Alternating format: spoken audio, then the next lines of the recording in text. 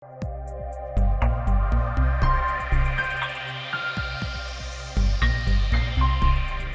kasih Bapa yang baik.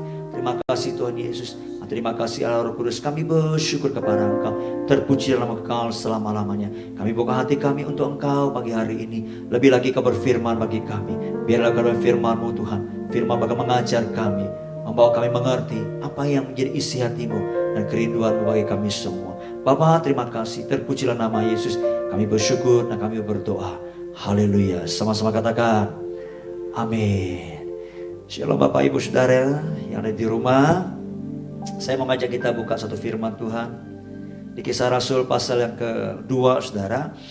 Saya masih terus melanjutkan tema tentang pencurahan Roh Kudus. Ya, kita tahu bahwa sejak hari di mana Yesus naik ke surga, ya, Yesus memberikan janji kepada murid-muridnya bahwa mereka akan menerima kuasa dari tempat yang tinggi. Ya, lalu mereka bisa menjadi saksi Tuhan dari Yerusalem, seluruh Yudea, Samaria sampai ke ujung bumi, Saudara. Nah, kita tahu bahwa murid-murid itu sudah menerima Yesus, mengikuti Yesus selama 3,5 tahun. Mereka sudah dibaptis.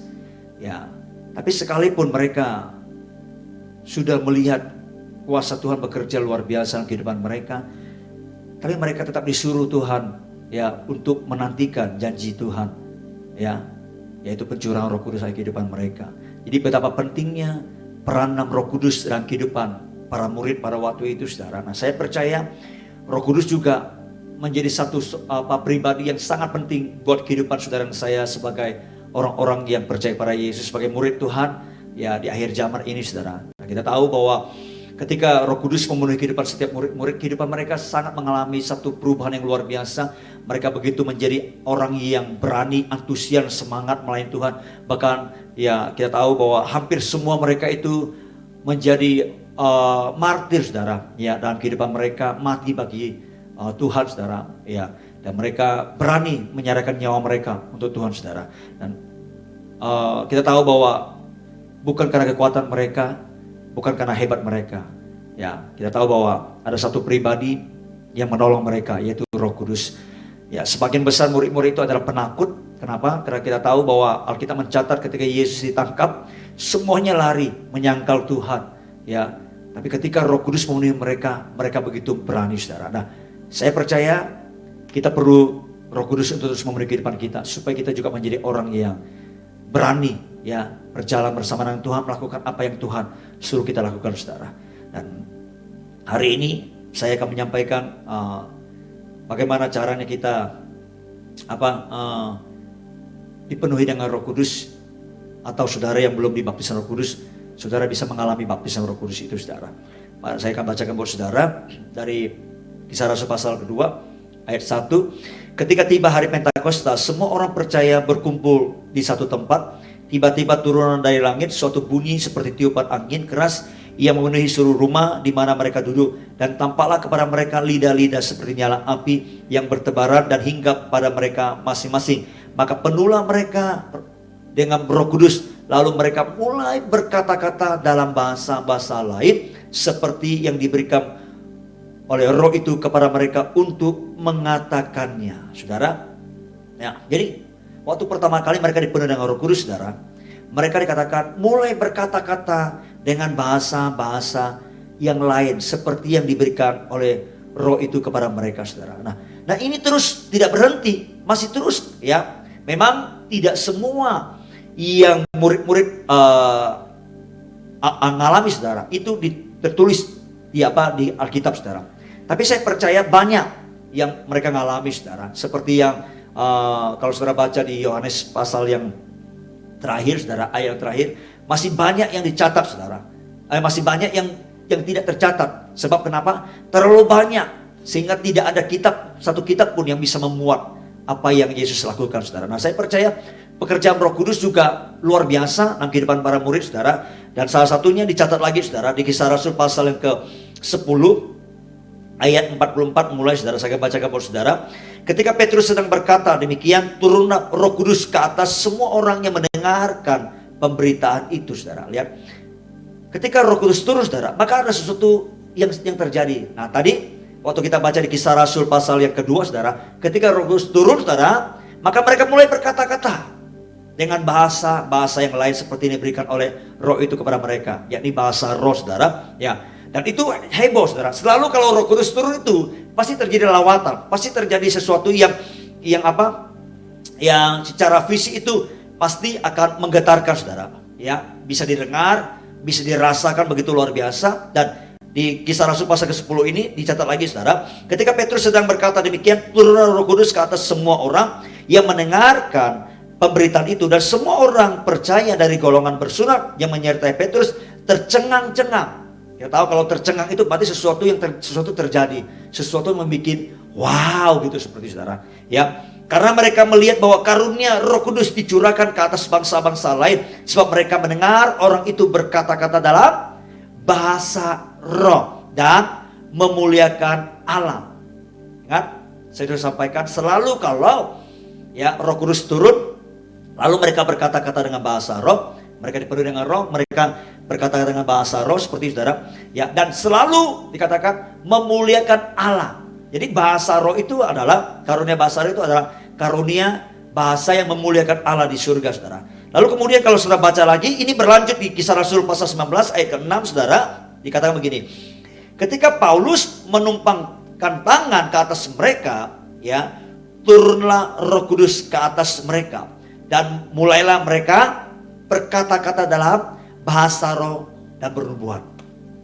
Saudara, lihat, ketika mereka dipenuhi dengan Roh Kudus, selalu itu dimulai. Dikatakan, mulailah mereka berkata-kata dalam bahasa roh. Jadi kalau saudara dipenuhi dengan Roh Kudus, saudara dibaptis dengan Roh Kudus, saudara, selalu itu mulai dengan tanda awalnya itu berbahasa roh, saudara. Ya, dan dikatakan bisa lewat penumpangan tangan, tapi bukan karena manusia menumpang tangan, saudara, tapi karena ini adalah yang Yesus lakukan sendiri. Karena yang baptis dengan Roh Kudus itu adalah Tuhan Yesus sendiri, bukan manusia, saudara. Nah, sekali lagi, bisa lewat penumpangan tangan, bisa lewat doa seperti itu, saudara, bisa lewat pemberitaan firman seperti yang Petrus lakukan, saudara, seperti itu. Nah, biasanya ketika orang dibaptis dengan Roh Kudus, ya, lalu kemudian mereka bisa merasakan sesuatu. Tadi saya katakan pasti ada sesuatu yang mencengangkan orang, lalu mereka melihat itu, mendengar itu, ya ada sesuatu yang terjadi, saudara. Selalu ya kalau Roh Kudus sekali turun penuhi hidup kita, pasti ada sesuatu yang menggetarkan, saudara, seperti itu. Nah, biasanya pengalaman pertama orang kalau ngalami baptisan Roh Kudus, kemudian dipenuhi dengan Roh Kudus, ya mereka mulai berkata dengan bahasa roh. Biasanya ada sesuatu yang menggetarkan, ya tubuh mereka, tangan mereka bergetar seperti itu, saudara. Ya, nah, saya percaya saudara yang mungkin sudah dibaptis Roh Kudus, saudara pernah mengalami itu, ya. Apakah itu salah? Tidak, saudara. Karena sesuatu yang ilahi itu turun memenuhi tubuh kita, jiwa kita, roh kita, pasti kayak seperti, saudara tahu ya, listrik ya. Kalau kita sentuh listrik yang tidak kelihatan itu, tapi powerful sekali, itu pasti tubuh kita bergetar. Nah, itu bisa mengalami seperti itu, ya. Nah, pengalaman itu tidak salah, saudara. Tapi jangan jadikan pengalaman itu sebagai patokan, metode, ya. Nanti kalau kita mau berbahasa roh, kita bergetar-getar lagi, saudara. Nah, tidak seperti itu, ya. Kenapa? Karena orang yang diberikan karunia nabi itu takluk kepada nabi. Orang yang diberikan karunia itu takluk kepada orang yang bersangkutan. Orang itu yang harus menguasainya. Memang kebanyakan, ya, yang saya lihat ketika ngalami itu, mereka susah menahannya. Sebenarnya bisa, saudara, kalau saudara terus belajar, bertumbuh, saudara. Sama seperti ketika bahasa roh itu, saudara. Ya, awalnya mungkin hanya Roh Kudus berikan sepatah kedua kata, kosakatanya seperti, saudara. Ya, ini ingat, Roh Kudus yang memberikan, bukan manusia. Ya, tapi kalau kita terus membangun kehidupan kita, ya, nanti akan ada penambahan seperti itu. Bisa menjadi lama-lama kita bisa membawa itu menjadi sebuah penyembahan kepada Tuhan, saudara. Ya, nah saya percaya saudara yang mengalaminya, saudara pasti tahu. Ya, nah saya nggak bisa menjelaskan, ya, detailnya seperti apa, tapi ini harus dialami seperti itu, saudara. Ya, Nah, sekali lagi, saudara yang sudah dibaptis Roh Kudus, sudah dipenuhi dengan Roh Kudus, ya, saudara harus terus bergayakan karunia ini. Bahasa roh ini itu membangun saudara untuk menjadi bahasa doa, bahasa keintiman dengan Tuhan, bahasa yang memuliakan Tuhan, bahasa pengucapan syukur yang sempurna seperti yang saya ajarkan beberapa hari kemarin, saudara, seperti itu. Tapi saya berdoa saudara bisa menjadi orang yang bisa mengendalikan diri, menguasai diri. Tidak menjadi seperti orang yang kalau orang lain lihat sepertinya yang 1 Korintus 14 berkata itu ya seperti orang gila. Kenapa? Karena mereka tidak mengerti. Lalu kita mungkin bergetar-getar seperti itu. Ya, saya berdoa saudara bisa menguasainya. Kita harus bisa tanda petik mempergunakan itu untuk membangun kehidupan kita, juga kalau bisa untuk membangun kehidupan orang lain, saudara. Jadi bukan karena getarnya lalu kita berbahasa roh, saudara. Tapi ini harus dilakukan berdasarkan iman, saudara. Karena kita nggak ada mood untuk berdoa. Saya pribadi, ya, kalau nggak tahu apa yang didoakan lagi, saya berbahasa roh, saudara. Kenapa? Walaupun nggak ngerti, karena saya punya iman bahwa ketika saya berbahasa roh, saya tahu Roh Kudus sedang menerjemahkan apa yang menjadi keluhan di hati saya, di dalam kehidupan saya yang tidak keluarkan seperti itu. Nah, melalui roh saya itu, Roh Kudus akan menyampaikan apa yang menjadi doa saya, seperti yang Alkitab katakan, saudara. Nah, saudara, ya, jadi bisa lewat berumah tangan, bisa lewat doa, ya. Yang penting saudara dan saya harus memiliki hati yang haus. Hati yang haus dulu, saudara. Kalau tanpa kehausan, tanpa kerinduan, saudara, kita nggak mungkin kita bisa mendapatkannya, saudara. Dan satu hal juga yang tidak bisa dipisahkan, ya, karunia itu diberikan, saudara. Alkitab berkata, kalau saudara buka di Kisah Rasul, ya, Kisah Rasul pasal yang ke-5 ayat 32. Dikatakan begini, saudara. Dan kami adalah saksi dari segala sesuatu itu, kami dan Roh Kudus yang dikaruniakan Allah kepada semua orang yang mentaati Dia. Jadi ketaatan kita itu penting. Nah, waktu kita dibaptis Roh Kudus, kita dipenuhi Roh Kudus, ketaatan kita itu penting. Ketika Roh Kudus mulai memberikan bahasa-bahasa yang baru, kita harus mulai memperkatakannya. Nah, waktu kita memperkatakannya, jangan perkatakan dengan bahasa manusia lagi, ya.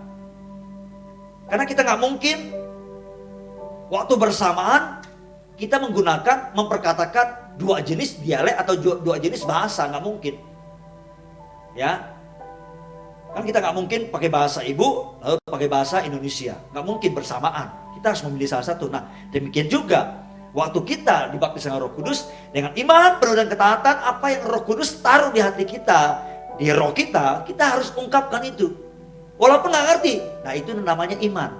Dengan ketaatan, saudara, kita mulai berkatakan itu, saudara. Seperti itu. Amin, Bapak Ibu Saudara. Nah, saya berdoa, saudara semua bisa mengalaminya. Besok, hari Sabtu, saya akan melanjutkan, ya, mungkin tema tentang pencurahan Roh Kudus itu yang terakhir. Karena minggu kita ibadah hari Pentakosta, saudara, di mana kita memperingati Roh Kudus dicurahkan, saudara. Besok saya akan menjelaskan goal tertinggi, ya, dari pencurahan Roh Kudus itu yang Tuhan berikan buat kehidupan anak-anak Tuhan, orang-orang kudus, ya. Tujuan itu apa, saudara? Ya, besok kita akan melanjutkannya. Haleluya, saya berdoa saudara diberkati semuanya. Amin. Oke, ayo kita datang. Kita mau akhiri mesbah fajar kita pagi hari ini.